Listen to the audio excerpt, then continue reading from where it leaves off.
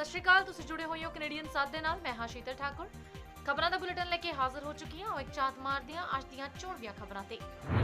ASEAN ਦੇ ਨਾਲ ਸੰਬੰਧ ਮਜ਼ਬੂਤ ਕਰਨ ਦੇ ਲਈ 10 ਕਰੋੜ ਡਾਲਰ ਦੀ ਸਹਾਇਤਾ ਦਾ ਐਲਾਨ ਕਰਨਗੇ ਜੋ ਬਾਈਡਨ। 8 ਨਵੰਬਰ ਤੋਂ ਭਾਰਤੀ ਕਰ ਸਕਣਗੇ ਅਮਰੀਕਾ ਦੀ ਯਾਤਰਾ।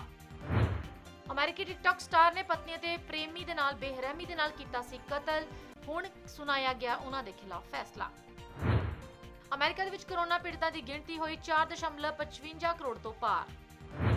ਅਮਰੀਕਾ ਅਕਤੂਬਰ ਮਹੀਨੇ ਨੂੰ ਹਿੰਦੂ ਵਿਰਾਸਤੀ ਮਹੀਨੇ ਵਜੋਂ ਮਨਾ ਰਿਹਾ ਹੈ। ਟਰੂਡੋ ਨੇ ਮੰਤਰੀ ਮੰਡਲ ਦੇ ਵਿੱਚ ਕੀਤਾ ਵੱਡਾ ਫੇਰਬਦਲ। ਟਰੈਵਲਰਸ ਦੇ ਲਈ ਸੈਲਫ ਟੈਸਟਿੰਗ ਕਿੱਟ ਮੁਹੱਈਆ ਕਰਵਾਏਗੀ ਏਅਰ ਕੈਨੇਡਾ। ਕਿਸਾਨਾਂ ਦੇ ਸਮਰਥਨ ਦੇ ਲਈ ਭਾਰਤ ਆ ਰਹੇ ਅਮਰੀਕੀ ਕਾਰੋਬਾਰੀ ਨੂੰ ਏਅਰਪੋਰਟ ਤੋਂ ਹੀ ਮੋੜੇ ਜਾਣ ਦੇ ਉੱਤੇ OHGC ਨੇ ਪ੍ਰਗਟਾਈ ਚਿੰਤਾ। ਤਿਉਹਾਰਾਂ ਦੇ ਮੱਦੇਨਜ਼ਰ ਪੰਜਾਬ ਸਰਕਾਰ ਨੇ ਪਟਾਕੇ ਬਣਾਉਣ ਤੇ ਵਿਕਰੀ ਤੇ ਲਗਾਈ ਰੋਕ। ਲੁਧਿਆਣਾ ਪੁੱਜੇ ਮੁੱਖ ਮੰਤਰੀ ਚੰਨੀ ਨੂੰ ਦਿੱਤਾ ਗਿਆ ਗਾਰਡ ਆਫ ਆਨਰ। ਪ੍ਰਧਾਨ ਮੰਤਰੀ ਨਰਿੰਦਰ ਮੋਦੀ ਨੇ ਕਿਹਾ ਤਿਉਹਾਰਾਂ ਤੇ ਲੋਕਲ ਸਮਾਨ ਖਰੀਦੋ, ਕਿਸੇ ਗਰੀਬ ਦੇ ਘਰ ਆਵੇਗੀ ਰੋਸ਼ਨੀ। ਪੰਜਾਬ ਦੇ ਵਿੱਚ ਇਨਕਮ ਟੈਕਸ ਵਿਭਾਗ ਨੇ 2 ਵੱਡੇ ਉਦਯੋਗਿਕ ਘਰਾਣਿਆਂ ਤੇ ਮਾਰਿਆ ਛਾਪਾ। ਨੋਇਡਾ ਦੇ ਵਿੱਚ ਇੱਕ ਵਕੀਲ ਦੇ ਗੋਲੀ ਮਾਰ ਕੇ ਕੀਤੀ ਗਈ ਹੱਤਿਆ, ਮੁੱਖ ਦੋਸ਼ੀ ਤੇ 25,000 ਦਾ ਇਨਾਮ। ਹੁਣ ਖਬਰਾਂ ਵਿਸਥਾਰ ਨਾਲ। ਰਾਸ਼ਟਰਪਤੀ ਜੋ ਬਾਈਡਨ ਮੰਗਲਵਾਰ ਨੂੰ ਦੱਖਣੀ ਏਸ਼ੀਆਈ ਰਾਸ਼ਟਰਾਂ ਦੇ ਸੰਗਠਨ ਦੇ ਨਾਲ ਅਮਰੀਕੀ ਰਿਸ਼ਤੇਦਾਰਾਂ ਨੂੰ ਮਜ਼ਬੂਤੀ ਦੇਣ ਦੇ ਲਈ 10 ਕਰੋੜ ਅਮਰੀਕੀ ਡਾਲਰ ਦੀ ਪਹਿਲ ਦਾ ਐਲਾਨ ਕਰਨਗੇ। ਵਾਈਟ ਹਾਊਸ ਦੇ ਵੱਲੋਂ ਇਹ ਜਾਣਕਾਰੀ ਦਿੱਤੀ ਗਈ ਹੈ। ਬਾਈਡਨ ਮੰਗਲਵਾਰ ਨੂੰ 10 ਮੈਂਬਰੀ ਦੱਖਣੀ ਪੂਰਬੀ ਏਸ਼ੀਆਈ ਰਾਸ਼ਟਰ ਸੰਘ ਆਸੀਆਨ ਦੇ ਇੱਕ ਡਿਜੀਟਲ ਸਿਖਰ ਸੰਮੇਲਨ ਦੇ ਵਿੱਚ ਹਿੱਸਾ ਲੈਣਗੇ। ਇਹ 2017 ਤੋਂ ਬਾਅਦ ਪਹਿਲਾ ਮੌਕਾ ਹੋਵੇਗਾ। ਬਾਈਡਨ ਮੰਗਲਵਾਰ ਨੂੰ 10 ਮੈਂਬਰੀ ਦੱਖਣੀ ਪੂਰਬੀ ਏਸ਼ੀਆਈ ਰਾਸ਼ਟਰੀ ਸੰਘ ਦੇ ਇੱਕ ਡਿਜੀਟਲ ਸਿਖਰ ਸੰਮੇਲਨ ਦੇ ਵਿੱਚ ਹਿੱਸਾ ਲੈਣਗੇ। ਇਹ 2017 ਤੋਂ ਬਾਅਦ ਪਹਿਲਾ ਮੌਕਾ ਹੋਵੇਗਾ ਜਦ ਕੋਈ ਅਮਰੀਕੀ ਰਾਸ਼ਟਰਪਤੀ ਇਸ ਸੰਗਠਨ ਦੇ ਸਿਖਰ ਸੰਮੇਲਨ ਦੇ ਵਿੱਚ ਹਿੱਸਾ ਲੈਣਗੇ। ਇਸ ਤੋਂ ਪਹਿਲਾਂ ਡੋਨਾਲਡ ਟਰੰਪ ਨੇ ਇਸ ਦੇ ਵਿੱਚ ਹਿੱਸਾ ਲਿਆ ਸੀ। ਇਸ ਸੰਮੇਲਨ ਦੇ ਵਿੱਚ ਇਹ ਅਜਿਹੇ ਸਮੇਂ ਦੇ ਵਿੱਚ ਹੋ ਰਿਹਾ ਹੈ ਜਦ ਚੀਨ ਦੇ ਰਾਸ਼ਟਰੀ ਸੁਰੱਖਿਆ ਅਤੇ ਆਰਥਿਕ ਵਿਰੋਧੀ ਦੇ ਤੌਰ ਤੇ ਵਧਣ ਦੇ ਮੱਦੇਨਜ਼ਰ ਬਾਈਡਨ ਪ੍ਰਸ਼ਾਂਤ ਖੇਤਰ ਦੇ ਵਿੱਚ ਅਮਰੀਕੀ ਮੌਜੂਦਗੀ ਨੂੰ ਮਜ਼ਬੂਤੀ ਦੇਣ ਦੀਆਂ ਕੋਸ਼ਿਸ਼ਾਂ ਦੇ ਵਿੱਚ ਜੁਟੇ ਹੋਏ ਨੇ। ਇਸ ਫੰਡ ਦੇ ਨਾਲ ਸਿਹਤ, ਨਵੀਂ ਜਲਵਾਯੂ ਪਹਿਲ, ਕੋਵਿਡ ਦੇ ਕਾਰਨ ਵਿਗੜਦੇ ਆਰਥਿਕ ਹਾਲਾਤ ਨੂੰ ਪਟੜੀ ਤੇ ਲਿਆਉਣ ਅਤੇ ਸਿੱਖਿਆ ਪ੍ਰੋਗਰਾਮਾਂ ਤੇ ਪੈਸੇ ਖਰਚ ਕੀਤੇ ਜਾਣਗੇ। ਉਧਰ ਅਮਰੀਕਾ ਪੂਰੀ ਤਰ੍ਹਾਂ ਦੇ ਨਾਲ ਕੋਵਿਡ-19 ਰੋਕੂ ਟੀਕਾ ਲਗਵਾਉਣ ਵਾਲੇ ਭਾਰਤੀ ਨਾਗਰਿਕਾਂ ਦੇ ਸਮੇਤ ਸਾਰੇ ਅੰਤਰਰਾਸ਼ਟਰੀ ਯਾਤਰੀਆਂ ਦੇ ਲਈ 8 ਨਵੰਬਰ ਤੋਂ ਸਾਰੀਆਂ ਪਾਬੰਦੀਆਂ ਹਟਾ ਲਵੇਗਾ। ਪਰ ਯਾਤਰੀਆਂ ਨੂੰ ਜਹਾਜ਼ ਦੇ ਵਿੱਚ ਸਵਾਰ ਹੋਣ ਤੋਂ ਪਹਿਲਾਂ ਕੋਰੋਨਾ ਵਾਇਰਸ ਦੇ ਨਾਲ ਪੀੜਿਤ ਨਾ ਹੋਣ ਦਾ ਸਬੂਤ ਵੀ ਦਿਖਾਉਣਾ ਪਵੇਗਾ। ਵਾਈਟ ਹਾਊਸ ਨੇ ਇਹ ਐਲਾਨ ਕੀਤਾ ਹੈ। ਸੋਮਵਾਰ ਨੂੰ ਜਾਰੀ ਤਾਜ਼ਾ ਯਾਤਰਾ ਦਿਸ਼ਾ ਨਿਰਦੇਸ਼ਾਂ ਦੇ ਵਿੱਚ ਜਾਂਚ ਦੇ ਬਾਰੇ ਦੇ ਵਿੱਚ ਨਵੇਂ ਪ੍ਰੋਟੋਕੋਲ ਵੀ ਸ਼ਾਮਲ ਨੇ। ਸੁਰੱਖਿਆ ਮਜ਼ਬੂਤ ਕਰਨ ਦੇ ਲਈ ਟੀਕਾ ਨਾ ਲਗਵਾਉਣ ਵਾਲੇ ਯਾਤਰੀ ਭਾਵੇਂ ਅਮਰੀਕੀ ਨਾਗਰਿਕ, ਕਾਨੂੰਨੀ ਸਥਾਈ ਨਿਵਾਸੀ ਹੋਣ ਜਾਂ ਫਿਰ ਬਿਨਾਂ ਟੀਕਾ ਲਗਵਾਉਣ ਵਾਲੇ ਵਿਦੇਸ਼ੀ ਨਾਗਰਿਕਾਂ ਦੀ ਛੋਟੀ ਸੰਖਿਆ ਵਾਲੇ ਲੋਕ ਹੋਣ, ਉਹਨਾਂ ਨੂੰ ਪ੍ਰਸਾਰਣ ਕਰਨ ਦੇ 1 ਦਿਨ ਦੇ ਅੰਦਰ ਜਾਂਚ ਕਰਵਾਉਣੀ ਹੋਵੇਗੀ। ਪ੍ਰਸ਼ਾਸਨ ਦੇ ਇੱਕ ਸੀਨੀਅਰ ਅਧਿਕਾਰੀ ਨੇ ਪੱਤਰਕਾਰਾਂ ਦੇ ਨਾਲ ਗੱਲਬਾਤ ਕਰਦਿਆਂ ਹੋਇਆਂ ਦੱਸਿਆ ਕਿ ਇੱਕ ਨਵੀਂ ਅੰਤਰਰਾਸ਼ਟਰੀ ਹਵਾਈ ਯਾਤਰਾ ਵਿਵਸਥਾ ਤਹਿਤ ਵਿਦੇਸ਼ੀ ਨਾਗਰਿਕਾਂ ਨੂੰ ਅਮਰੀਕਾ ਆਉਣ ਦੇ ਲਈ ਪੂਰੀ ਤਰ੍ਹਾਂ ਟੀਕਾ ਲਗਵਾਉਣ ਦੀ ਜ਼ਰੂਰਤ ਹੈ। ਨਵੀਂ ਵਿਵਸਥਾ ਦੇ ਵਿੱਚ ਜਾਂਚ ਦੀ ਜ਼ਰੂਰਤ ਹੋਣੀ, ਸੰਪਰਕ ਦੇ ਵਿੱਚ ਆਏ ਲੋਕਾਂ ਦਾ ਪਤਾ ਲਗਾਉਣ ਦੀ ਪ੍ਰਣਾਲੀ ਮਜ਼ਬੂਤ ਹੋਣ ਦੇ ਨਾਲ-ਨਾਲ ਮਾਸਕ ਲਗਾਉਣਾ ਵੀ ਸ਼ਾਮਲ ਹੈ। ਦੇਸ਼ ਦੇ ਵਿੱਚ ਅਮਰੀਕੀਆਂ ਤੇ ਅੰਤਰਰਾਸ਼ਟਰੀ ਹਵਾਈ ਯਾਤਰਾ ਦੀ ਸੁਰੱਖਿਆ ਵਧਾਉਣ ਦੇ ਲਈ ਵਿਗਿਆਨ ਅਤੇ ਜਨ ਸਿਹਤ ਅਤੇ ਆਧਾਰਿਤ ਸਖਤ ਸੁਰੱਖਿਆ ਨਿਯਮ ਨੇ। ਅਧਿਕਾਰੀਆਂ ਨੇ ਦੱਸਿਆ ਕਿ 8 ਨਵੰਬਰ ਤੋਂ ਗੈਰ ਨਾਗਰਿਕ, ਗੈਰ ਪ੍ਰਵਾਸੀ ਹਵਾਈ ਯਾਤਰੀਆਂ ਨੂੰ ਅਮਰੀਕਾ ਆਉਣ ਦੇ ਲਈ ਟੀਕੇ ਦੀ ਪੂਰੀ ਖੁਰਾਕ ਲੈਣੀ ਹੋਵੇਗੀ ਅਤੇ ਅਮਰੀਕਾ ਆਉਣ ਵਾਲੇ ਜਹਾਜ਼ ਦੇ ਵਿੱਚ ਸਵਾਰ ਹੋਣ ਤੋਂ ਪਹਿਲਾਂ ਕੋਵਿਡ-19 ਟੀਕਾਕਰਨ ਦਾ ਸਬੂਤ ਵੀ ਦੇਣਾ ਹੋਵੇਗਾ। ਇਸ ਦੇ ਨਾਲ ਹੀ ਅਮਰੀਕਾ ਸਾਰੇ ਦੇਸ਼ਾਂ ਅਤੇ ਖੇਤਰਾਂ ਦੇ ਲਈ ਸਾਰੀਆਂ ਯਾਤਰਾ ਪਾਬੰਦੀਆਂ ਨੂੰ ਵੀ ਹਟਾ ਦੇਵੇਗਾ। ਇੱਕ ਸੀਨੀਅਰ ਪ੍ਰਸ਼ਾਸਨਿਕ ਅਧਿਕਾਰੀ ਨੇ ਦੱਸਿਆ ਕਿ ਬਾਈਡਨ ਪ੍ਰਸ਼ਾਸਨ ਇਹ ਯਕੀਨੀ ਕਰਨ ਦੇ ਲਈ ਏਅਰਲਾਈਨਾਂ ਦੇ ਨਾਲ ਮਿਲ ਕੇ ਕੰਮ ਕਰੇਗਾ ਕਿ ਇਸ ਨਵੀਂ ਵਿਵਸਥਾ ਨੂੰ ਸਫਲਤਾਪੂਰਵਕ ਲਾਗੂ ਕੀਤਾ ਜਾਵੇ। ਵਿਦੇਸ਼ੀ ਨਾਗਰਿਕਾਂ ਦੀ ਯਾਤਰਾ ਦੇ ਲਈ ਟੀਕਾਕਰਨ ਦੀ ਜ਼ਰੂਰਤ ਨੂੰ 18 ਸਾਲ ਤੱਕ ਦੀ ਉਮਰ ਦੇ ਬੱਚਿਆਂ ਨੂੰ ਛੋਟ ਦਿੱਤੀ ਗਈ ਹੈ। 2 ਤੋਂ 17 ਸਾਲ ਦੀ ਉਮਰ ਦੇ ਬੱਚਿਆਂ ਨੂੰ ਪ੍ਰਸਥਾਨ ਤੋਂ ਪਹਿਲਾਂ ਜਾਂਚ ਕਰਵਾਉਣੀ ਹੋਵੇਗੀ।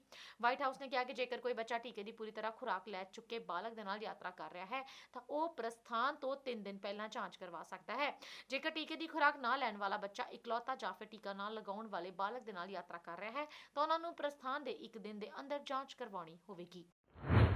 ਅਮਰੀਕਾ ਦੇ ਵਿੱਚ ਸੋਮਵਾਰ ਨੂੰ ਇੱਕ ਟਿਕਟੌਕ ਸਟਾਰ ਨੂੰ ਆਪਣੀ ਪਤਨੀ ਦੇ ਇੱਕ ਵਿਅਕਤੀ ਦੇ ਨਾਲ ਗੋਲੀ ਮਾਰ ਕੇ ਬੇਰਹਿਮੀ ਦੇ ਨਾਲ ਕਤਲ ਕਰਨ ਦੇ ਲਈ ਦੋਸ਼ੀ ਨਹੀਂ ਠਹਿਰਾਇਆ ਗਿਆ। ਕਤਲ ਕਰਨ ਵਾਲੇ ਅਬੁਲ ਬਾਨ ਨਾਮ ਦੇ ਵਿਅਕਤੀ ਨੇ ਟਿਕਟੌਕ ਤੇ 10 ਲੱਖ ਫਾਲੋਅਰਸ ਨੇ। ਟਿਕਟੌਕ ਸਟਾਰ ਦੀ ਪਤਨੀ ਤੇ ਵਿਅਕਤੀ ਸਾਨ ਡਿਏਗੋ ਦੇ ਵਿੱਚ ਘੁੰਮ ਰਹੇ ਸਨ। ਵਕੀਲਾਂ ਨੇ ਕਿਹਾ ਕਿ ਅਲੀ ਅਬੁਲ ਬਾਨ ਨੇ ਆਪਣੀ 5 ਸਾਲ ਦੀ ਧੀ ਦੇ ਟੈਬਲੇਟ ਡਿਵਾਈਸ ਤੇ ਗੁਪਤ ਤੌਰ ਤੇ ਇੱਕ ਸੁਣਨ ਵਾਲਾ ਡਿਵਾਈਸ ਲਗਾਇਆ। ਇਸ ਦੇ ਜ਼ਰੀਏ ਉਸਨੇ ਆਪਣੀ ਪਤਨੀ ਤੇ ਹੋਰ ਵਿਅਕਤੀ ਨੂੰ ਗੱਲ ਕਰਦਿਆਂ ਸੁਣਿਆ। ਵਕੀਲਾਂ ਨੇ ਦੱਸਿਆ ਕਿ ਆਪਣੀ ਪਤਨੀ ਤੇ ਹੋਰ ਵਿਅਕਤੀ ਨੂੰ ਗੱਲ ਕਰਦਿਆਂ ਸੁਣ ਅਬੁਲ ਬਾਨ ਗੁੱਸੇ ਦੇ ਵਿੱਚ ਆ ਗਿਆ। ਇਸ ਤੋਂ ਬਾਅਦ ਉਹ ਉਸਨੇ ਅਪਾਰਟਮੈਂਟ ਦੇ ਵਿੱਚ ਗਿਆ ਅਤੇ ਉਸ ਨੂੰ ਗੋਲੀ ਮਾਰ ਦਿੱਤੀ। ਡਿਪਟੀ ਡਿਸਟ੍ਰਿਕਟ ਅਟਾਰਨੀ ਤਾਰੇਨ ਬ੍ਰੌਸ ਨੇ ਕਿਹਾ ਹੈ ਕਿ ਗੋਲੀਬਾਰੀ ਤੋਂ ਬਾਅਦ ਅਬੁਲ ਬਾਨ ਹਥਿਆਰਾਂ ਦੇ ਨਾਲ ਲੈਸ ਹੋ ਕੇ ਆਪਣੀ ਧੀ ਦੇ ਸਕੂਲ ਪਹੁੰਚਿਆ ਅਤੇ ਉਸਨੇ ਉੱਥੋਂ ਦੀ ਆਪਣੀ ਬੇਟੀ ਨੂੰ ਲੈ ਗਿਆ। ਇੱਕ ਅਖਬਾਰ ਦੀ ਰਿਪੋਰਟ ਦੇ ਅਨੁਸਾਰ ਅਬੁਲ ਬਾਨ ਨੂੰ ਲੈ ਕੇ ਇਹਨਾਂ ਜਾਣਕਾਰੀਆਂ ਨੂੰ ਸਾਨ ਡਿਏਗੋ ਕਾਉਂਟੀ ਸੁਪੀਰੀਅਰ ਕੋਰਟ ਦੇ ਸਾਹਮਣੇ ਦਿੱਤਾ ਗਿਆ ਹੈ। ਅਬੁਲ ਬਾਨ ਨੂੰ ਕਤਲ ਦੇ 2 ਮਾਮਲਿਆਂ ਦੇ ਨਾਲ ਕਤਲਾਂ ਦੇ ਵਿਸ਼ੇਸ਼ ਹਾਲਾਤਾਂ ਦੇ ਆਰੋਪਾਂ ਦੇ ਵਿੱਚ ਦੋਸ਼ੀ ਨਹੀਂ ਮੰਨਿਆ ਗਿਆ।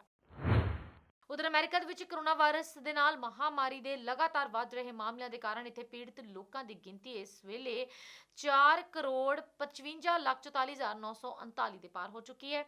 ਜੌਨ ਹੌਪਕਿੰਸ ਯੂਨੀਵਰਸਿਟੀ ਦੇ ਦੁਆਰਾ ਜਾਰੀ ਅੰਕੜੇ ਦੇ ਮੁਤਾਬਕ ਅਮਰੀਕਾ ਦੇ ਵਿੱਚ ਹੁਣ ਤੱਕ 7,37,316 ਲੋਕਾਂ ਦੀ ਕਰੋਨਾ ਲਾਗ ਦੇ ਨਾਲ ਮੌਤ ਹੋ ਚੁੱਕੀ ਹੈ। ਕੈਲੀਫੋਰਨੀਆ 48,54,141 ਕੇਸਾਂ ਦੇ ਨਾਲ ਸਭ ਤੋਂ ਵੱਧ ਪੀੜਤਾਂ ਵਾਲਾ ਸੂਬਾ ਹੈ। ਇਸ ਤੋਂ ਬਾਅਦ 42,14,936 ਕੇਸਾਂ ਦਾ ਟੈਕਸਾਸ ਦਾ ਨੰਬਰ ਆਉਂਦਾ ਹੈ। ਫਲੋਰੀਡਾ ਦੇ ਵਿੱਚ 36,78,661 ਮਾਮਲੇ, ਨਿਊਯਾਰਕ ਦੇ ਵਿੱਚ 25,37,823 ਅਤੇ ਇਲੀਨੋਇਸ ਵਿੱਚ 1.6 ਮਿਲੀਅਨ ਤੋਂ ਵੱਧ ਕੇਸ ਨੇ। ਯੂਨੀਵਰਸਿਟੀ ਦੇ ਮੁਤਾਬਕ 10 ਲੱਖ ਤੋਂ ਵੱਧ ਪੀੜਤਾਂ ਵਾਲੇ ਲੋਕ ਹੋਰ ਰਾਜਾਂ ਦੇ ਵਿੱਚ ਜਾਰਜੀਆ, ਪੈਂਸਿਲਵੇਨੀਆ, ਓਹੀਓ, ਉੱਤਰ Carolina, new jersey, Tennessee, Michigan ਅਤੇ ਐਰੀਜ਼ੋਨਾ ਸ਼ਾਮਲ ਨੇ। ਅਮਰੀਕਾ ਦੁਨੀਆ ਭਰ ਦੇ ਵਿੱਚ ਕੋਵਿਡ-19 ਮਹਾਮਾਰੀ ਦੇ ਨਾਲ ਸਭ ਤੋਂ ਵੱਧ ਪ੍ਰਭਾਵਿਤ ਦੇਸ਼ ਬਣਿਆ ਹੋਇਆ ਹੈ। ਉਧਰ ਅਮਰੀਕਾ ਦੇ ਲੋਕ ਅਕਤੂਬਰ ਨੂੰ ਹਿੰਦੂ ਵਿਰਾਸਤੀ ਮਹੀਨੇ ਵਜੋਂ ਮਨਾ ਰਹੇ ਨੇ ਤੇ ਦੇਸ਼ ਦੇ 50 ਤੋਂ 20 ਤੋਂ ਵੱਧ ਰਾਜ ਅਤੇ 40 ਤੋਂ ਵੱਧ ਸ਼ਹਿਰਾਂ ਨੇ ਇਸ ਬਾਰੇ ਐਲਾਨ ਵੀ ਕੀਤਾ ਹੈ। ਭਾਈਚਾਰੇ ਦੇ ਆਗੂਆਂ ਨੇ ਸੋਮਵਾਰ ਨੂੰ ਇਹ ਜਾਣਕਾਰੀ ਦਿੱਤੀ ਹੈ ਕਿ ਦੇਸ਼ ਦੇ ਵਿੱਚ ਹਿੰਦੂ ਸਮੂਹਾਂ ਦੀ ਇਹ ਪਹਿਲ ਕਦਮੀ ਦੇ ਨਾਲ ਚੁਣੇ ਹੋਏ ਨੁਮਾਇੰਦਿਆਂ ਨੇ ਸਵਾਗਤ ਕੀਤਾ ਹੈ ਅਤੇ ਉਹਨਾਂ ਨੇ ਅਮਰੀਕਾ ਦੇ ਵਿੱਚ ਇਸ ਘੱਟ ਗਿਣਤੀ ਭਾਈਚਾਰੇ ਦੇ ਯੋਗਦਾਨ ਨੂੰ ਮਾਨਤਾ ਦੇਣ ਦੇ ਲਈ ਐਲਾਨ ਅਤੇ ਨੋਟੀਫਿਕੇਸ਼ਨ ਵੀ ਜਾਰੀ ਕਰ ਦਿੱਤੇ ਨੇ। ਇੱਕ ਮੀਡੀਆ ਬਿਆਨ ਦੇ ਮੁਤਾਬਕ ਜਿਵੇਂ ਕਿ ਦੁਨੀਆ ਭਰ ਦੇ ਹਿੰਦੂ ਅਕਤੂਬਰ ਦੇ ਨੇੜੇ ਨਵਰਾਤਰੀ, ਦੁਸ਼ਹਿਰਾ, ਦੁਰਗਾ ਪੂਜਾ, ਦੀਵਾਲੀ ਮਨਾਉਂਦੇ ਨੇ, ਇਸ ਦੇ ਲਈ ਅਮਰੀਕਾ ਸਥਿਤ ਕਈ ਹਿੰਦੂ ਸੰਗਠਨਾਂ ਨੇ ਇਸ ਮਹੀਨੇ ਨੂੰ ਹਿੰਦੂ ਵਿਰਾਸਤੀ ਮਹੀਨੇ ਵਜੋਂ ਮਨਾਉਣ ਦਾ ਫੈਸਲਾ ਕੀਤਾ ਹੈ। ਇਸ ਦੇ ਵਿੱਚ ਕਿਹਾ ਗਿਆ ਕਿ ਯੋਗਾ ਤੋਂ ਲੈ ਕੇ ਭੋਜਨ ਤੱਕ, ਤਿਉਹਾਰਾਂ ਤੋਂ ਦਾਨ ਤੱਕ ਦਾ ਫੈਸਲਾ ਕੀਤਾ ਗਿਆ ਅਤੇ ਨਾਚ ਤੋਂ ਸੰਗੀਤ ਤੱਕ, ਅਹਿੰਸਾ ਤੋਂ ਲੈ ਕੇ ਡੂੰਘੇ ਦਰਸ਼ਨ ਤੱਕ ਇਨ੍ਹਾਂ ਹਿੰਦੂ ਤਰੀਕਿਆਂ ਨੇ ਅਮਰੀਕਾ ਦੇ ਵਿੱਚ ਹਰ ਕਿਸੇ ਦੇ ਜੀਵਨ ਨੂੰ ਪ੍ਰਭਾਵਿਤ ਕੀਤਾ ਹੋਇਆ ਹੈ। ਜਿਨ੍ਹਾਂ ਰਾਜਾਂ ਨੇ ਹਿੰਦੂ ਵਿਰਾਸਤੀ ਮਹੀਨੇ ਦੇ ਵਿੱਚ ਨੋਟੀਫਿਕੇਸ਼ਨ ਜਾਰੀ ਕੀਤੇ ਨੇ, ਇਹਨਾਂ ਦੇ ਵਿੱਚ Texas, Ohio, New Jersey, Massachusetts, Georgia, Florida, Minnesota, Virginia, Nevada, Mississippi, Delaware, ਉੱਤਰੀ ਕੈਰੋਲੀਨਾ, ਮੈਰੀਲੈਂਡ, ਪੈਂਸਿਲਵੇਨੀਆ ਆਦਿ ਸ਼ਾਮਲ ਨੇ। ਉਧਰ ਕੈਨੇਡਾ ਦੇ ਪ੍ਰਧਾਨ ਮੰਤਰੀ ਜਸਟਿਨ ਟਰੂਡੋ ਦੇ ਵੱਲੋਂ ਆਪਣੇ ਮੰਤਰੀ ਮੰਡਲ ਦੇ ਵਿੱਚ ਵੱਡੇ ਪੱਧਰ ਦੇ ਉੱਤੇ ਫੇਰਬਦਲ ਕੀਤਾ ਗਿਆ। ਉਹਨਾਂ ਦੇ ਵੱਲੋਂ ਰੱਖਿਆ ਮੰਤਰੀ, ਸਿਹਤ ਮੰਤਰੀ, ਵਿਦੇਸ਼ ਮੰਤਰੀ ਤੇ ਵਾਤਾਵਰਣ ਮੰਤਰੀ ਤੱਕ ਨੂੰ ਬਦਲ ਦਿੱਤਾ ਗਿਆ। ਤੀਜੀ ਵਾਰ ਭਾਵੇਂ ਸਰਕਾਰ ਬਣਾਉਣ ਦਾ ਮੌਕਾ ਟਰੂਡੋ ਨੂੰ ਮਿਲਿਆ, ਪਰ ਉਹ ਬਹੁ ਗਿਣਤੀ ਸਰਕਾਰ ਬਣਾਉਣ ਦੇ ਵਿੱਚ ਇੱਕ ਵਾਰੀ ਫਿਰ ਰੁਕ ਗਏ। ਟਰੂਡੋ ਨੇ ਆਪਣੇ 39 ਮੈਂਬਰੀ ਕੈਬਨਿਟ ਦਾ ਖੁਲਾਸਾ ਮੰਗਲਵਾਰ ਨੂੰ ਆਟਵਾ ਦੇ ਵਿੱਚ ਰਿਡਿਊ ਹਾਲ ਦੇ ਵਿੱਚ ਸਹੁੰ ਚੁੱਕ ਸਮਾਰੋਹ ਦੇ ਦੌਰਾਨ ਕੀਤਾ। ਪ੍ਰਧਾਨ ਮੰਤਰੀ ਦੇ ਅਹਿਮ ਮੰਤਰੀਆਂ ਦੇ ਵਿੱਚ ਲਿੰਗਕ ਸਮਾਨਤਾ ਇੱਕ ਵਾਰੀ ਫਿਰ ਨਜ਼ਰ ਆ ਰਹੀ ਹੈ ਅਤੇ ਇਸ ਵਾਰੀ ਜ਼ਿਆਦਾ ਜੋ ਰੀਜਨਲ ਵਿਕਾਸ ਏਜੰਸੀਆਂ ਦੇ ਉੱਤੇ ਦਿੱਤਾ ਗਿਆ। ਇਸ ਵਾਰੀ ਕਈ ਕੈਬਨਿਟ ਭੂਮਿਕਾਵਾਂ ਨੇ, ਜਦਕਿ ਕਈ ਹੋਰਨਾਂ ਅਹੁਦਿਆਂ ਨੂੰ ਨਵੇਂ ਅਤੇ ਵੱਖਰੇ ਤੌਰ ਤੇ ਸ਼ਾਮਲ ਕਰਕੇ ਕਾਇਮ ਕੀਤਾ ਗਿਆ। ਸਿਰਫ 7 ਮੰਤਰੀਆਂ ਦੇ ਕੋਲ ਹੀ ਪਹਿਲਾਂ ਵਾਲੀਆਂ ਭੂਮਿਕਾਵਾਂ ਰਹਿ ਗਈਆਂ ਨੇ। ਦੇਸ਼ ਦੀ ਕੋਵਿਡ-19 ਵੈਕਸੀਨ ਵੰਡ ਦੀਆਂ ਕੋਸ਼ਿਸ਼ਾਂ ਦੀ ਅਗਵਾਈ ਕਰਨ ਦੇ ਲਈ ਅਨੀਤਾ ਆਨੰਦ ਹਰਜੀਤ ਸੱਜਣ ਦੀ ਥਾਂ ਰੱਖਿਆ ਮੰਤਰੀ ਦਾ ਅਹੁਦਾ ਸੰਭਾਲਣਗੇ। ਸੱਜਣ ਨੂੰ ਇੰਟਰਨੈਸ਼ਨਲ ਡਿਵੈਲਪਮੈਂਟ ਮੰਤਰੀ ਬਣਾ ਦਿੱਤਾ ਗਿਆ। ਕੈਨੇਡਾ ਦੀ ਨਵੀਂ ਪ੍ਰੋਕਿਊਰਮੈਂਟ ਮੰਤਰੀ ਫਿਲੋਮੇਨਾ ਤਾਂਸੀ ਹੋਵੇਗੀ, ਜਿਨ੍ਹਾਂ ਨੂੰ ਅਹੁਦਾ ਸੰਭਦੇ ਸਾਰ ਹੀ ਕੋਵਿਡ-19 ਬੂਸਟਰ ਸ਼ਾਟਸ ਦੇ ਲਈ ਫਾਰਮਾਸਿਊਟੀਕਲ ਕੰਪਨੀਆਂ ਦੇ ਨਾਲ ਕੰਟਰੈਕਟ ਯਕੀਨੀ ਬਣਾਣੇ ਰੱਖਣੇ ਪੈਣਗੇ।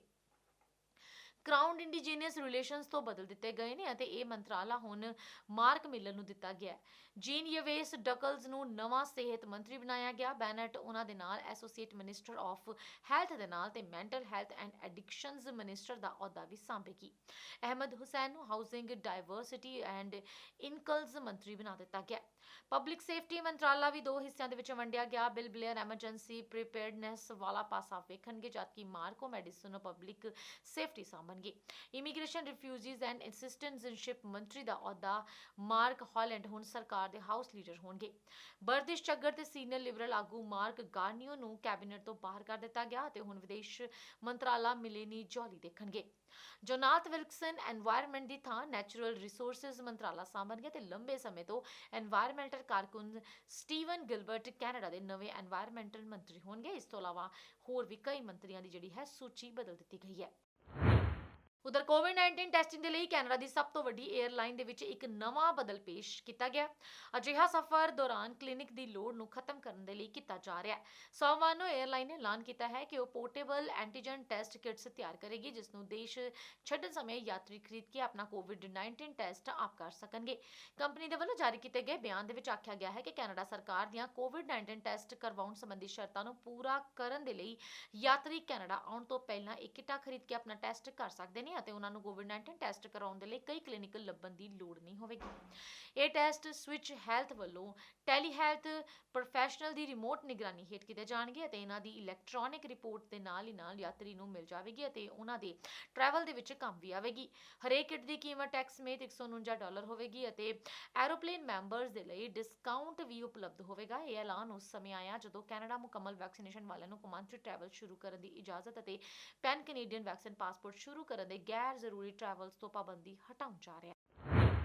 ਉਧਰ ਅਮਰੀਕੀ ਨਾਗਰਿਕ ਤੇ ਕਾਰੋਬਾਰੀ ਦਰਸ਼ਨ ਸਿੰਘ ਧਾਲੀਵਾਲ ਨੂੰ ਸਾਰੇ ਕਾਨੂੰਨੀ ਦਸਤਾਵੇਜ਼ ਹੋਣ ਦੇ ਬਾਵਜੂਦ ਨਵੀਂ ਦਿੱਲੀ ਦੇ 에ਅਰਪੋਰਟ ਤੋਂ ਹੀ ਵਾਪਸ ਮੋੜਨ ਦੇ ਲਈ ਭਾਰਤ ਸਰਕਾਰ ਦੇ ਵੱਲੋਂ ਚੁੱਕੇ ਕਦਮਾਂ ਦੇ ਉੱਤੇ ਓਨਟਾਰੀਓ ਸਿਖਰ ਐਂਡ ਗੁਰਦੁਆਰਾ ਕਾਉਂਸਲ ਨੇ ਚਿੰਤਾ ਪ੍ਰਗਟਾਈ ਹੈ।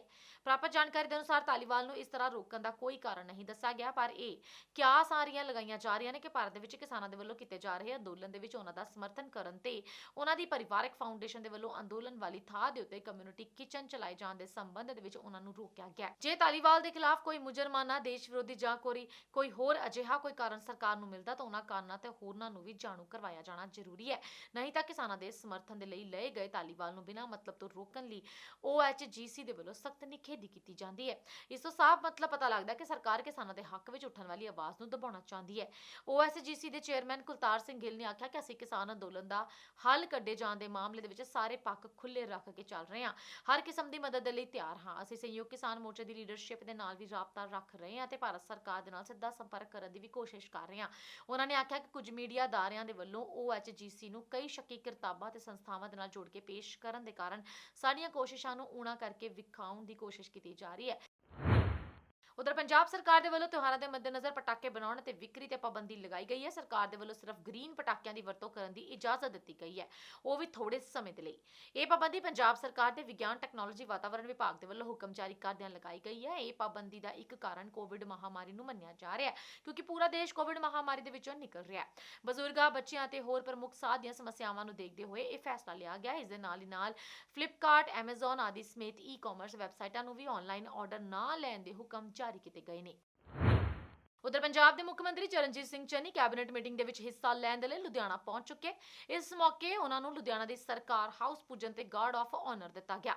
ਮੁੱਖ ਮੰਤਰੀ ਬਣਨ ਤੋਂ ਬਾਅਦ ਲੁਧਿਆਣਾ ਦੇ ਵਿੱਚ ਮੁੱਖ ਮੰਤਰੀ ਚਰਨਜੀਤ ਸਿੰਘ ਚੰਨੀ ਦੀ ਇਹ ਪਹਿਲੀ ਫੇਰੀ ਸੀ। ਮੁੱਖ ਮੰਤਰੀ ਚੰਨੀ ਤੋਂ ਇਲਾਵਾ ਕੈਬਨਿਟ ਮੀਟਿੰਗ ਦੇ ਵਿੱਚ ਹਿੱਸਾ ਲੈਣ ਦੇ ਲਈ OP ਸੋਨੀ, ਅਰੁਣਾ ਚੌਧਰੀ, ਬ੍ਰਹਮ ਮਹਿੰਦਰਾ, ਭਾਰਤ ਭੂਸ਼ਣ, ਆਸ਼ੂ ਵਿਜੇਂਦਰ ਸਿੰਗਲਾ, ਮਨਪ੍ਰੀਤ ਬਾਦਲ, ਸੰਗਤ ਸਿੰਘ, ਪ੍ਰਗਟ ਸਿੰਘ ਅਤੇ ਰਾਜ ਕੁਮਾਰ ਵੇਰਕਾ ਵੀ ਪਹੁੰਚੇ ਸਨ। ਉਧਰ ਭਾਰਤ ਦੇ ਪ੍ਰਧਾਨ ਮੰਤਰੀ ਨਰਿੰਦਰ ਮੋਦੀ ਨੇ 100 ਕਰੋੜ ਲੋਕਾਂ ਨੂੰ ਕੋਰੋਨਾ ਰੋਕੂ ਟੀਕੇ ਲੱਗਣ ਦੇ ਲਈ ਵਧਾਈ ਦਿੰਦਿਆਂ ਹੋਇਆਂ ਕਿਹਾ ਕਿ ਵੈਕਸੀਨ ਪ੍ਰੋਗਰਾਮ ਦੀ ਸਫਲਤਾ ਭਾਰਤ ਦੀ ਸਮਰੱਥਾ ਨੂੰ ਦਰਸਾਉਂਦੀ ਹੈ ਅਤੇ ਨਾਲ ਹੀ ਨਾਲ ਸਭ ਦੇ ਯਤਨਾਂ ਦੇ ਮੰਤਰ ਦੀ ਸ਼ਕਤੀ ਨੂੰ ਵੀ ਦਰਸਾਉਂਦੀ ਹੈ।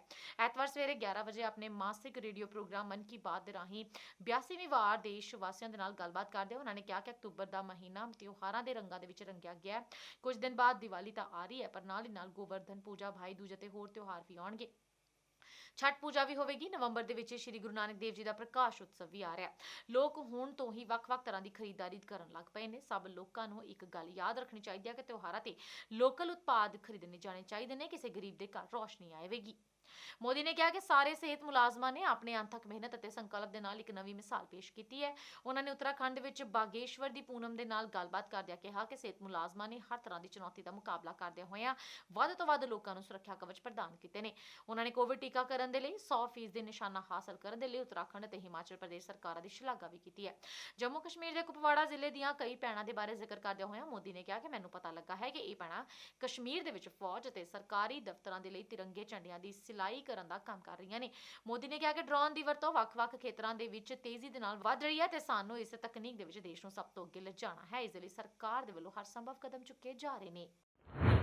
ਉਧਰ ਇਨਕਮ ਟੈਕਸ ਵਿਭਾਗ ਨੇ ਪੰਜਾਬ ਦੇ 2 ਵੱਡੇ ਉਦਯੋਗਿਕ ਘਰਾਣਿਆਂ ਦੇ ਸਮੂਹਾਂ ਤੇ ਛਾਪੇਮਾਰੀ ਕੀਤੀ ਹੈ। ਇਸ ਦੌਰਾਨ 150 ਕਰੋੜ ਰੁਪਏ ਦੀ ਬੇਸਹਾਬੀ ਆਮਦਨ ਦਾ ਪਤਾ ਲੱਗਿਆ ਤੇ ਨਾਲ ਹੀ ਨਾਲ 2.25 ਕਰੋੜ ਰੁਪਏ ਦੀ ਬੇਹਿਸਾਬ ਨਗਦ ਰਾਸ਼ੀ ਬਰਾਮਦ ਕੀਤੀ ਗਈ ਹੈ, ਜਦਕਿ 2 ਕਰੋੜ ਰੁਪਏ ਦਾ ਬੇਹਿਸਾਬਾ ਸੋਨਾ ਜ਼ਬਤ ਵੀ ਕੀਤਾ ਗਿਆ। ਤਲਾਸ਼ੀ ਦੇ ਉਦਯੋਗਿਕ ਸਮੂਹ ਦੇ ਮੈਂਬਰਾਂ ਦੇ ਵੱਲੋਂ ਅਚਲ ਜਾਇਦਾਦਾਂ ਦੇ ਵਿੱਚ ਅਣਐਲਾਨੇ ਨਿਵੇਸ਼ ਦਾ ਵੀ ਪਤਾ ਲੱਗਾ ਹੈ। ਇਹ ਸਮੂਹ ਸਾਈਕਲਾਂ ਦਾ ਕਾਰੋਬਾਰ ਕਰਦਾ ਸੀ। ਵਿੱਤ ਮੰਤਰਾਲੇ ਦੇ ਮੁਤਾਬਕ ਪਹਿਲੇ ਸਮੂਹ ਦੇ ਮਾਮਲੇ ਵਿੱਚ ਤਲਾਸ਼ੀ ਦੀ ਕਾਰਵਾਈ 21 ਅਕਤੂਬਰ ਨੂੰ ਸ਼ੁਰੂ ਕੀਤੀ ਗਈ ਸੀ। ਇਹ ਸਮੂਹ ਸਾਈਕਲਾਂ ਦਾ ਕਾਰੋਬਾਰ ਕਰਦਾ ਹੈ। ਸਮੂਹ ਦੀਆਂ ਸੰਸਥਾਵਾਂ ਦੇ ਅੰਤਰ ਫਰਜ਼ੀ ਅੰਤਰ ਸਮੂਹ ਇੰਟਰਾ ਗਰੁੱਪ ਲੈਣ ਦੇਣ ਦਿਖਾ ਕੇ ਇਹ ਸਮੂਹ ਆਮਦਨ ਲੁਕਾਉਣ ਦੇ ਵਿੱਚ ਸ਼ਾਮਲ ਪਾਏ ਗਏ ਨੇ। ਇਹ ਸਮੂਹ ਵਿਕਾਰੀ ਦੇ ਇੱਕ ਵੱਡੇ ਹਿੱਸੇ ਨੂੰ ਨਕਦੀ ਦੇ ਰੂਪ ਦੇ ਵਿੱਚ ਪ੍ਰਾਪਤ ਕਰਨ ਤੇ ਇਸ ਤਰ੍ਹਾਂ ਕਾਰੋਬਾਰ ਨੂੰ ਘੱਟ ਦਿਖਾਉਣ ਦੇ ਵਿੱਚ ਸ਼ਾਮਲ ਵੀ ਪਾਏ ਗਏ ਨੇ। ਜ਼ਬਤ ਕੀਤੇ ਗਏ ਦਸਤਾਵੇਜ਼ਾਂ ਤੋਂ ਪਤਾ ਲੱਗਾ ਹੈ ਕਿ ਇਸ ਸਮੂਹ ਦੇ ਵੱਲੋਂ ਹਰ ਸਾਲ ਤਕਰੀਬਨ 90 ਕਰੋੜ ਰੁਪਏ ਦੇ ਕਾਰੋਬਾਰਾਂ ਦੀ ਹੇਰਾਫੇਰੀ ਕੀਤੀ ਜਾਂਦੀ ਰਹੀ ਹੈ। ਕਬਾੜ ਦੀ ਅਣਐਲਾਨੀ ਵਿਕਰੀ ਦੇ ਨਾਲ ਸੰਬੰਧਿਤ ਇਤਰਾਜ਼ਯੋਗ ਦਸਤਾਵੇਜ਼ ਵੀ ਜ਼ਬਤ ਕੀਤੇ ਗਏ ਨੇ ਤੇ ਤਲਾਸ਼ੀ ਕਾਰਵਾਈ ਦੇ ਵਿੱਚ ਤਕਰੀਬਨ 150 ਕਰੋੜ ਰੁਪਏ ਦੀ ਬੇਹਿਸਾਬ ਆਮਦਨ ਦਾ ਪਤਾ ਲੱਗਿਆ। ਇਸ ਕਾਰਵਾਈ ਦੇ ਵਿੱਚ ਇਸ ਸਮੂਹ ਦੇ ਵਿੱਚ 2.25 ਕਰੋੜ ਰੁਪਏ ਦੇ ਬੇਹਿਸਾਬ ਨਗਦ ਰਾਸ਼ੀ ਬਰਾਮਦ ਹੋਈ ਹੈ ਤੇ 2 ਕਰੋੜ ਰੁਪਏ ਦਾ ਬੇਹਿਸਾਬਾ ਸੋਨਾ ਵੀ ਜ਼ਬਤ ਕੀਤਾ ਗਿਆ। ਦੂਸਰਾ ਗਰੁੱਪ ਜਲੰਧਰ ਦਾ ਹੈ, ਜਿਹਦੇ ਵਿੱਚ ਵਿਦਿਆਰਥੀਆਂ ਦੇ ਇਮੀਗ੍ਰੇਸ਼ਨ ਤੇ ਸਟੱਡੀ ਵੀਜ਼ੇ ਸੰਬੰਧੀ ਸੇਵਾਵਾਂ ਜਿਹੜਾ ਪ੍ਰਦਾਨ ਕਰਦਾ ਸੀ। ਇਸ ਸਮੂਹ ਦੀ ਤਲਾਸ਼ੀ 18 ਅਕਤੂਬਰ ਨੂੰ ਸ਼ੁਰੂ ਹੋ ਚੁੱਕੀ ਸੀ। ਤਲਾਸ਼ੀ ਕਾਰਵਾਈ ਦੇ ਵਿੱਚ ਪਤਾ ਲੱਗਾ ਕਿ ਇਹ ਸਮੂਹ ਪ੍ਰਤੀ ਵਿਦਿਆਰਥੀ 10 ਲੱਖ ਰੁਪਏ ਤੋਂ 15 ਲੱਖ ਰੁਪਏ ਦਾ ਪੈਕੇਜ ਲੈਂਦਾ ਸੀ, ਜੋ ਕਿ ਉਸ ਦੇਸ਼ ਤੇ ਨਿਰਭਰ ਕਰਦਾ ਹੈ ਜਿੱਥੇ ਵਿਦਿਆਰਥੀ ਸਿੱਖਿਆ ਪ੍ਰਾਪਤ ਕਰਨਾ ਚਾਹੁੰਦੇ ਨੇ। ਇਸ ਸਮੂਹ ਦੀਆਂ ਪ੍ਰਾਪਤੀਆਂ ਪਿਛਲੇ 5 ਸਾਲਾਂ ਦੇ ਵਿੱਚ ਕੁੱਲ ਮਿਲਾ ਕੇ 200 ਕਰੋੜ ਰੁਪਏ ਤੋਂ ਵੀ ਵੱਧ ਨਕਦੀ ਦੇ ਵਿੱਚ ਨੇ। ਤਲਾਸ਼ੀ ਦੇ ਵਿੱਚ ਇਹ ਵੀ ਪਾਇਆ ਗਿਆ ਕਿ ਕਰਮਚਾਰੀਆਂ ਦੇ ਬੈਂਕ ਖਾਤਿਆਂ ਦੀ ਵਰਤੋਂ ਰੁਪਏ ਮੰਗਾਉਣ ਦੇ ਲਈ ਕੀਤੀ ਗਈ ਸੀ, ਜਿਸ ਤੋਂ ਬਾਅਦ ਨਕਦ ਦੇ ਵਿੱਚ ਵਾਪਸ ਲੈ ਲਏ ਗਏ। ਅਜਿਹੀਆਂ ਪ੍ਰਾਪਤੀਆਂ ਤੋਂ ਕਮਾਏ ਲਾਭ ਦਾ ਕਦੀ ਵੀ ਦਾਖਲ ਇਨਕਮ ਰਿਟਰਨ ਵਿੱਚ ਖੁਲਾਸਾ ਨਹੀਂ ਕੀਤਾ ਗਿਆ। ਸਮੂਹ ਦੇ ਮੈਂਬਰਾਂ ਦੇ ਵੱਲੋਂ ਸਿਰਫ ਵਿਦੇਸ਼ੀ ਯੂਨੀਵਰਸਿਟੀਆਂ ਤੋਂ ਪ੍ਰਾਪਤ ਕਮਿਸ਼ਨ ਨੂੰ ਟੈਕਸ ਰਿਟਰਨ ਦੇ ਵਿੱਚ ਪ੍ਰਾਪਤੀਆਂ ਦੇ ਰੂਪ ਦੇ ਵਿੱਚ ਦਿਖਾਇਆ ਗਿਆ। ਉਧਰ ਨੋਇਡਾ ਦੇ ਇਲਾਬਾਸ ਪਿੰਡ ਦੇ ਵਿੱਚ ਇੱਕ ਵਕੀਲ ਦੀ ਗੋਲੀ ਮਾਰ ਕੇ ਹੱਤਿਆ ਕੀਤੇ ਜਾਣ ਦੇ ਸਿਲਸਿਲੇ ਦੇ ਵਿੱਚ ਪੁਲਿਸ ਨੇ ਉਸਦੇ ਚਚੇਰੇ ਭਰਾ ਤੇ ਮੁੱਖ ਦੋਸ਼ੀ ਸੰਦੀਪ ਦੀ ਗ੍ਰਿਫਤਾਰੀ ਤੇ 25000 ਰੁਪਏ ਦਾ ਇਨਾਮ ਰੱਖਿਆ। Police deputy commissioner Harish Chandra ਨੇ ਮੰਗਲਵਾਰ ਨੂੰ ਦੱਸਿਆ ਕਿ ਥਾਣਾ ਫੇਸ 2 ਖੇਤਰ ਦੇ ਇਲਾਬਾਸ ਪਿੰਡ ਦੇ ਵਿੱਚ ਰਹਿਣ ਵਾਲੇ ਵਕੀਲ ਨਿਸ਼ਾਂਤ ਪਿਲਵਾਨ, ਜੋ ਕਿ 28 ਸਾਲਾਂ ਦੇ ਸਨ, ਉਹਨਾਂ ਨੂੰ ਸੋਮਵਾਰ ਦੀ ਰਾਤ ਉਹਨਾਂ ਦੇ ਘਰ ਦੇ ਵਿੱਚ ਗੋਲੀ ਮਾਰ ਦਿੱਤੀ ਗਈ।